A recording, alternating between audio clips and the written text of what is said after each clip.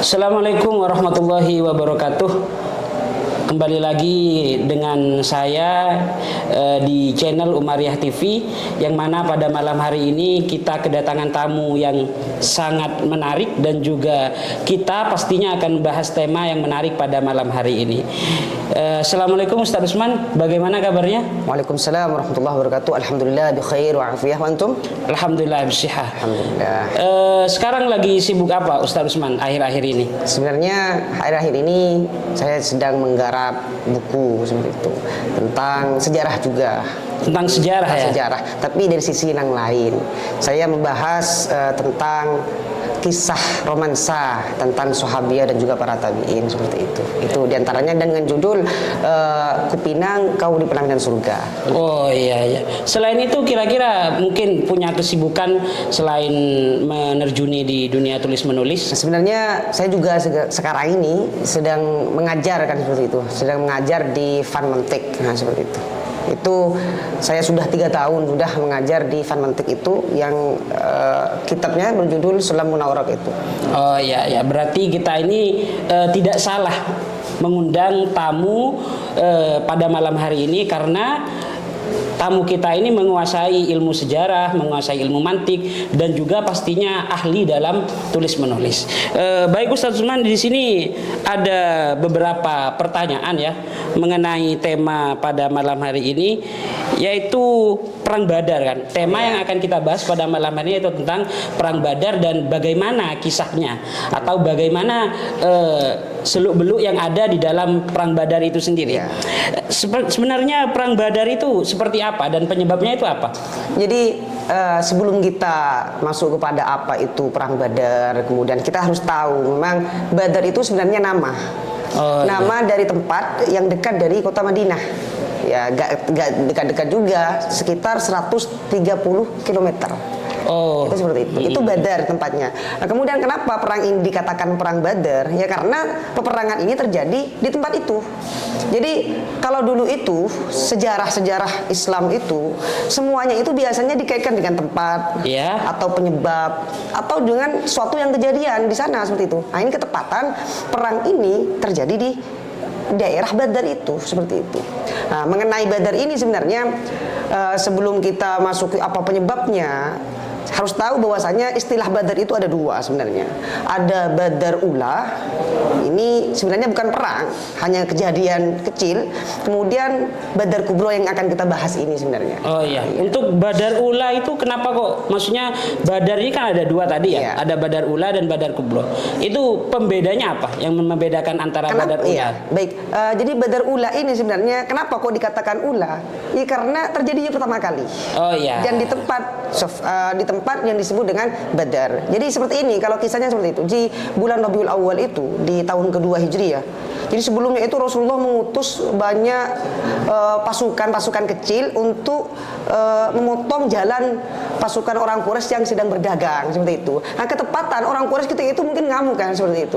Akhirnya orang-orang Quraisy itu, orang kufar musyrikin di Mekah itu menjarah harta orang Madinah ketika itu yang sedang mengembala, dijarah ketika itu.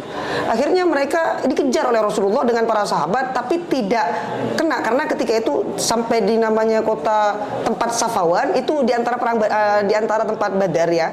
Kemudian mereka itu lari. Akhirnya dikatakan Badar al-Ula seperti itu. Jadi tidak ada peperangan. Tidak ada peperangan di dalamnya. Tidak ada peperangan sama sekali. Oh, cuman karena ada konflik kecil di daerah Badar tersebut, akhirnya ya disebut itu Badar Ula. Badar Ula. Oh iya iya ya. Kemudian kalau untuk Badar Kubro sendiri ini sepertinya kalau dari kata-kata ya, Kubro seperti ini besar sekali. Ini kira-kira dengan melibatkan beberapa tentara dari kedua belah pihak ini. Jadi kalau jumlah tentara itu sebenarnya tafawutnya sangat banyak, selisihnya sangat banyak. Kalau dalam riwayat itu dikatakan orang Islam itu berjumlah 313 melawan 1.300 awalnya seperti itu. Jadi kami kisahkan seperti ini.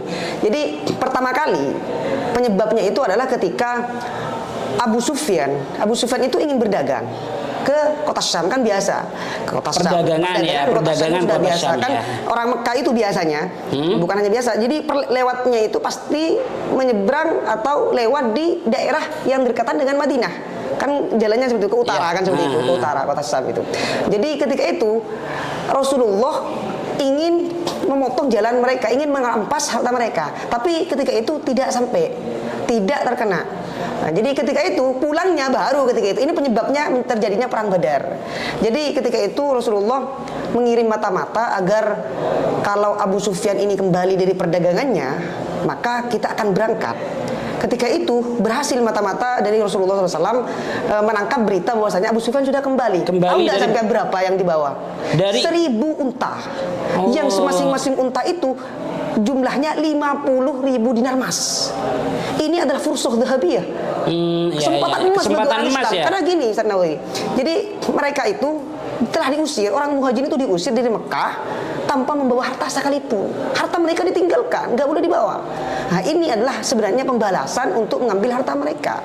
Berapa? Jadi ketika itu Rasul tidak maksa sebenarnya, karena bukan untuk perang ini.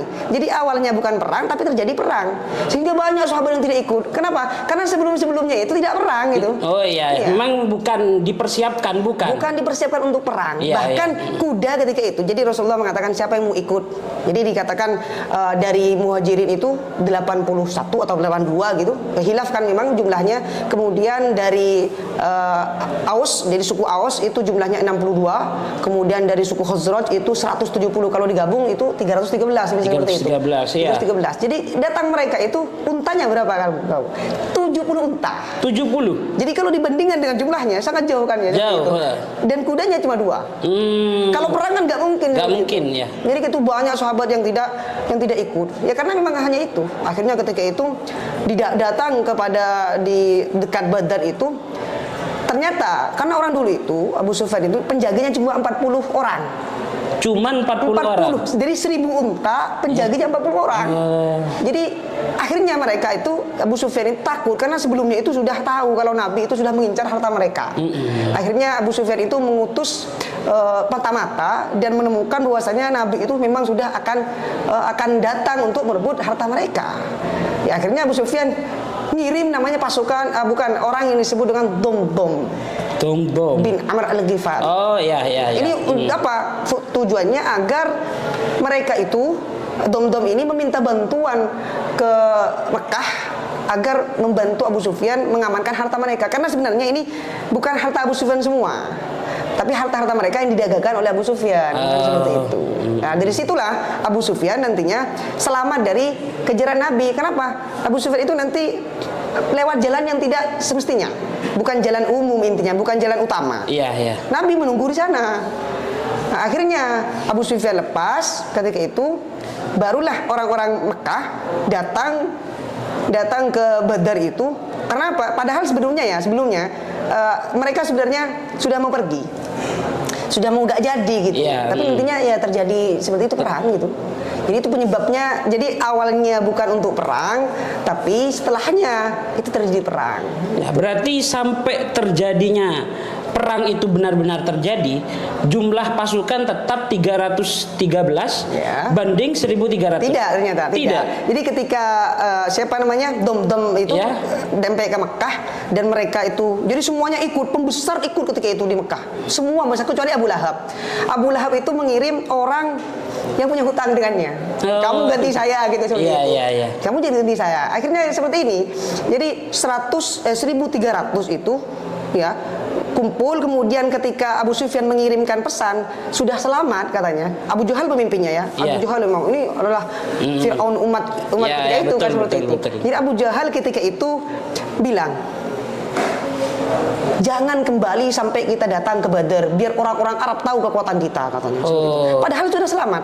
Tapi ketika itu ada dari Bani Zuhroh. Ada dari Bani Zuhroh itu, kita itu tujuannya untuk menyelamatkan harta. Kenapa mau di sana? Akhirnya kembalilah 300. Kembali Bani Zuhroh itu 300 kembali seperti itu. Nah, ketika itu akhirnya mereka tinggal 1.000. Pergilah ke kota di daerah Badar tadi. Itu, Jadi dengan kekuatan yang seperti itu, apa strategi yang dilakukan oleh Nabi untuk melawan kepada kekuatan yang bisa dibilang 3 kali lipat seperti itu? Jadi yang pertama, Rasulullah itu tidak egois. Jadi Rasulullah mengumpulkan para sahabat, namanya majelis istisyari. Jadi bermusyawarah Rasulullah, bagaimana ini, gitu. Jadi ketika itu dikumpulkan para sahabat, kemudian ditanya bagaimana. Orang Muhajirin jawab, Abu Bakar. Dan Abu Bakar kan pemimpin. Rasulullah, saya siap. Umar, apalagi siap. Miqdad dan juga yang punya kuda tadi itu. Yeah. Jadi Miqdad itu punya salah satunya yang punya kuda. Di antaranya juga Zubair bin Awam. Siap Rasulullah. Tapi ketika itu Rasulullah kurang puas. Tapi tetap minta asyiru alayya nas, ayuhan nas. Ayo gimana manusia? Maksudnya itu adalah orang-orang Ansor. Kenapa? Karena pasukan Muhajirin ketika itu cuma berapa? 82 atau 81 itu. Jadi minoritas. Dan juga Rasulullah itu ingin mengetes betapa setianya orang-orang Ansor. Jadi kalau Miqdad itu jawabannya seperti ini. Saya ya Rasulullah, Miqdad dari orang Muhajirin. Saya Rasulullah tidak akan seperti orang Israel, Bani Israel yang berkata kepada Musa, "Fadhhab anta wa rabbuka faqatila, inna hahuna qa'idun." Kamu pergi sana ketika perang sama Tuhanmu, saya di sini saja katanya. Tapi apa mengatakan dari Miqdad itu? Fawallahi alladhi ba'atsaka bil haqqi. Demi Allah yang mengutusmu dengan membawa kebenaran. Lausir tabina gitu. Andaikan kamu membawa kita ila barkil ghimat kepada lautan lumpur, maka la jalatna ma'aka min dunihi hatta tablu. Kami akan bersamamu Rasulullah sampai ketika itu. Berarti itu ungkapan yang memang menegaskan bahwa dia siap dalam keadaan apapun. Itu orang Muhajirin. Tapi yang diminta Rasulullah adalah orang Ansor. Akhirnya Sa'ad bin Mu'adz ketika itu pemimpin orang Ansor merasa bahwasanya nggak mungkin Rasulullah maksudnya dengan kita, kan seperti itu. Jadi akhirnya Sa'ad bin Mu'adz itu bertanya, apakah yang dikehendaki kita wahai Rasulullah? Iya, ajal, kata Rasulullah. Akhirnya jawabnya Mu'adz, yang artinya ketika itu gini, ya Rasulullah, kami ini sudah membenarkan dirimu, menerima dirimu, dan kami tahu karena kalau engkau itu adalah utusan Allah yang hak. Sama, kalau andaikan kami itu dibawa ke lautan, kami akan ikut bersama Rasulullah, kan seperti itu. Ayo kita perang gitu, seperti itu. Itu Sa'ad bin Mu'adz. Strateginya gitu kan. Jadi musyawarah dulu, mengukuhkan iman, kemudian mengukuhkan mental sehingga para pejuang ketika itu tidak takut lagi, seperti itu. Dan kemudian Rasulullah setelah itu untuk mengatur strateginya itu sebelum di perang Badar, itu yang pertama adalah mengukuhkan mental dari para pejuang. Iya, seperti itu. Itu adalah strategi yang dilakukan oleh Rasulullah SAW. Beda halnya nanti strategi ketika ada di Badar, medan perang. Jadi ketika itu memang ceritanya kan Rasulullah pergi ke Badar bersama para sahabat, dan sedangkan orang-orang kufar Mekah itu belum nyampe. Jadi ketika itu nyampe di daerah Badar, kemudian tapi di sana di depannya itu masih banyak sumur. Akhirnya ada satu sahabat yang cerdas, Al-Hubab bin Mundir, mengatakan, ya Rasulullah, ini sebenarnya tempat ini ditunjukkan oleh Allah wahyu atau memang hanya pilihan, kan seperti itu. Rasulullah menjawab ketika itu, pilihan, al-harbu khida, kan perang itu adalah tipuan, kan seperti itu. Usul Hubab bin Mundir ketika itu, usulnya adalah gimana kalau kita lebih maju Rasulullah, kita ambil air terdekat, kemudian kita tutup sumur-sumur itu, kita buat semacam kolam itu, kita isi, jadi agar nanti mereka tidak bisa minum, kita bisa minum, kan seperti itu. Untuk menambah amunisi berarti gitu itu ya. Itu strategi juga. Iya. Jadi strategi untuk menghauskan orang-orang, musuh. Seperti itu. Jadi kalau setiap ada pasukan, setiap yang ingin minum, pastinya air itu kan menjadi sumber yang paling inti dalam hidup ini, kan seperti itu. Jadi itu di antara strategi Rasulullah SAW. Tapi dengan bantuan sahabat Hubab bin Mundir, seperti itu. Itu adalah di antara strateginya. Kemudian strategi yang selanjutnya ketika perang, itu Rasulullah ketika itu, pesan Rasulullah ketika itu, ingat, kalau musuh belum maju, jangan maju. Kalau musuh belum maju, jangan maju. Jangan mulai perang. Tapi bagaimana? Kalau musuh itu datang, dekat, siapkan panah mereka ada di sini. Jadi sebelum mereka nyampe, kita sudah menang banyak, kan seperti itu. Seperti itu.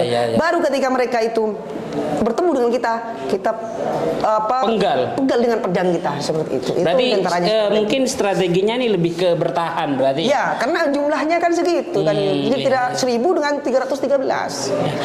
Kalau di beberapa buku, di beberapa kitab yang pernah saya baca, itu juga pada waktu perang Badar ini tentara dari Rasulullah ini dibantu oleh malaikat. Iya, dibantu oleh malaikat. Ini bagaimana? Ya sebenarnya gini.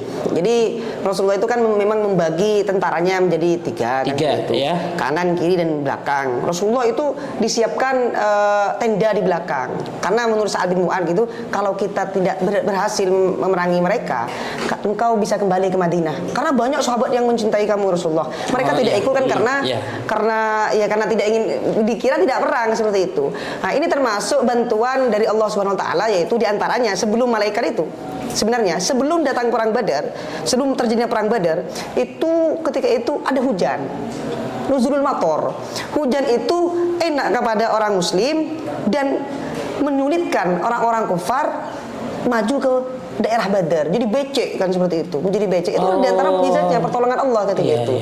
Nah, untuk malaikat ini ittastaghisuna rabbakum fastajaba lakum anni mumiddukum bi alfin minal malaikati murdifin. Jadi ketika Rasulullah meminta bantuan, ini sebenarnya sudah perang berkecamuk sebenarnya ketika itu. Perang berkecamuk Rasulullah takut. Jadi ketika itu ada dua makom. Rasulullah ketika itu makom khauf karena khawatir. Ini adalah perang yang menentukan jalannya bagaimana kelanjutan dakwah Islam. Dakwah Islam. Ini kan pertama kali memang dan menentukan sebenarnya. Rasulullah takut, ya Allah, kalau engkau merusak atau menghancurkan kaum ini, maka engkau tidak akan disembah selanjutnya kan seperti itu. Akhirnya Rasulullah berdoa ketika itu. Abu Bakar mengatakan pasti menang ya Rasulullah karena makom roja. Makom roja. Itu jadi malaikat itu memang benar-benar membantu Rasulullah SAW dalam memerangi orang-orang kufar. Tapi dalam kata murdifin ini artinya tidak datang sekaligus, tapi datang sedikit-sedikit kemudian berangsur-angsur seperti itu. Jadi Rasulullah ketika itu pernah terdek sedikit, kemudian melihat malaikat Jibril. Akhirnya berkata kepada Abu Bakar, "Absyir ya Abu Bakar." Bahagialah, ini adalah sudah ada tandanya sebenarnya. Tapi sebelum itu, sebelum terjadinya, ini kan terjadi bulan Ramadan. Sebelum terjadinya di siang harinya, Rasulullah itu pernah mengatakan, "Ini tempat matinya ini. Ini tempat matinya fulan, ini tempat di Badar itu." Di Badar itu. Jadi Rasulullah sudah diberikan pengetahuan sebenarnya, diberikan ilham atau wahyu yang menjelaskan bahwasanya Rasulullah akan menang kan seperti itu. Nah, itu adalah di antara pertolongan Allah. Dan juga pertolongan Allah itu sebenarnya sa'ulqi fi qulubil ladzina kafaru ru'bah. Jadi membuat orang-orang kafir itu ketakutan.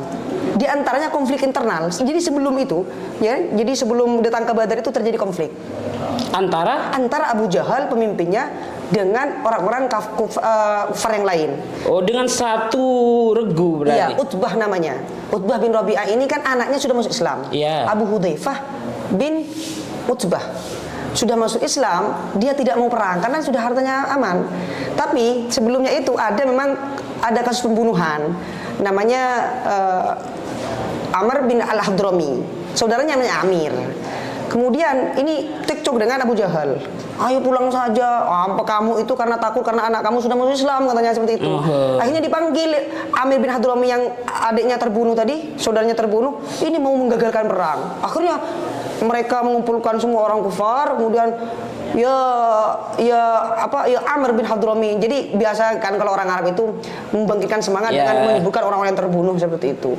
Jadi itu adalah diantaranya ru'bah. Di pertolongan Allah, satu nuzulul mator tadi, hujan turun, kemudian mengutus malaikat untuk membantu orang-orang muslim, kemudian juga memberikan rasa takut.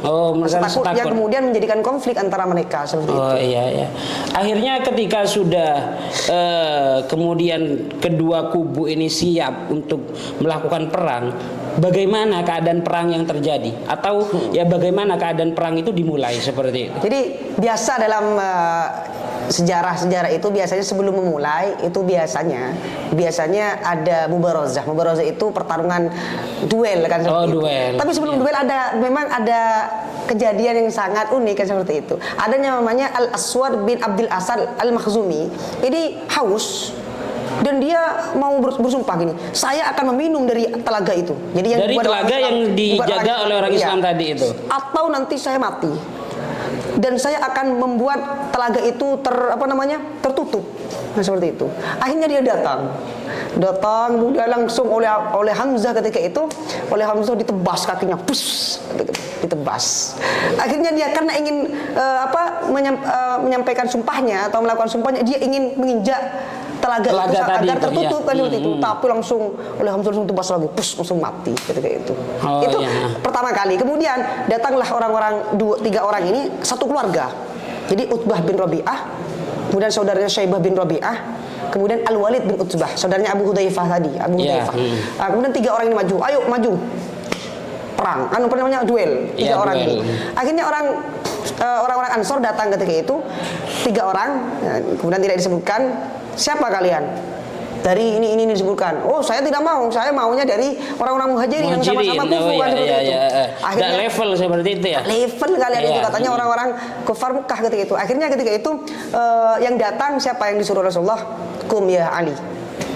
Kum ya Hamzah. Kum ya Ubaidah bin Al-Harith. Oh, itu. Abu Ubaidah bin Al-Harith ini 3 orang ini berarti kemudian Al-Walid bin Utbah itu melawan Sayyidina Ali. Hamzah melawan Syaibah. Kemudian satunya Abu Ubaidah bin Al-Harith ini melawan Utbah bin Rabi'ahnya seperti itu. Ya, sebenarnya mungkin kalau kita mau cerna lagi dari pihak musuh ini ketepatan lawan yang salah seperti itu ya. Sebenarnya ya. Akhirnya kalau mau pilih yang gampang harusnya kan tadi yang pertama ya, karena keangkuhan mereka sebenarnya. Oh, iya. Keangkuhan kesombongan mereka yang mengatakan ya harus kufu, harus setara seperti itu. Akhirnya apa yang terjadi ketika itu? Sayyidina Ali berhasil menebas Al-Walid bin Utbah, mati. Hamzah yang dijuluki dengan singa Allah, ya, itu berhasil melebas Syaibah. Kemudian tinggal Abu Ubaidah bin Al-Harith ini. Saling tebas, saling tebas seperti itu. Akhirnya bagaimana? Ya karena yang 2 sudah mati, ditolong oleh Hamzah dan 3 lawan 1 mati juga ketika itu. Iya, tapi Abu Ubaidah kemudian nanti wafat karena lukanya seperti itu. Itu terjadi setelah peperangan. Itu wafatnya terjadi setelah peperangan. Itu awal dari peperangan Badar. Jadi sebenarnya dari segi mental orang-orang kufar sudah karena sudah down dulu. 3 kesatrianya sudah mati kan seperti itu. Jadi mereka seharusnya sudah ketakutan, tapi Abu Jahal ketika itu memang jangan sampai matinya 3 orang ini membuat kalian takut, tapi sebenarnya mereka sudah takut seperti itu. Ya cuma berarti pura-pura menampakkan kalau berani seperti padahal mentalnya sudah down dari awal seperti. Persamaannya dari Abu Jahal itu gini. Masa 10 orang tidak bisa membunuh 1 orang kan gitu lah. Iya. Akhirnya setelah itu terjadi peperangan kemudian baru peperangan dimulai seperti itu ya. Akhirnya itu tadi strategi Rasulullah, pesan Rasulullah ketika itu jangan menyerang dulu sampai mereka dekat kemudian dipanah atau juga ditombak kemudian baru ketika itu pedang. Seperti itu. Kemudian akhir dari peperangan ini maksudnya kubu mana yang menang dan berapa yang mati seperti itu? Ya. Jadi ketika perang itu berkecamuk kan tadi sudah dijelaskan bahwasanya ada malaikat sampai diriwayatkan seperti ini. Ketika saya berperang sebelum saya menebas orang kafir itu dia sudah tertebas dulu seperti itu. Itu diantaranya kan seperti itu.